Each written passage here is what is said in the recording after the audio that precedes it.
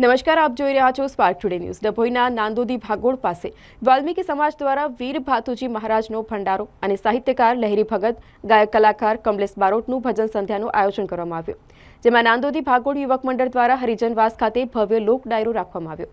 મોટી સંખ્યામાં લોકો જોડાયા। લોક ડાયરામાં નગરપાલિકા પ્રમુખ બિરેન શાહનું પુષ્પગુચ્છ આપી અને સ્વાગત કરવામાં આવ્યું, તો કમલેશ બારોટના સ્વકંઠે ડાયરાની રમઝટ બોલાવવામાં આવી અને આ પ્રસંગે ડભોઈ નગરપાલિકા પ્રમુખ બિરેન શાહ, વિજય રબારી, પરેશ રબારી, દીક્ષિત દવે સહિતના વાલ્મીકી સમાજના આગેવાનો મોટી સંખ્યામાં લોકો જે છે તેમજ નગરના લોકોએ કમલેશ બારોટના ડાયરાની મજા માણી હતી।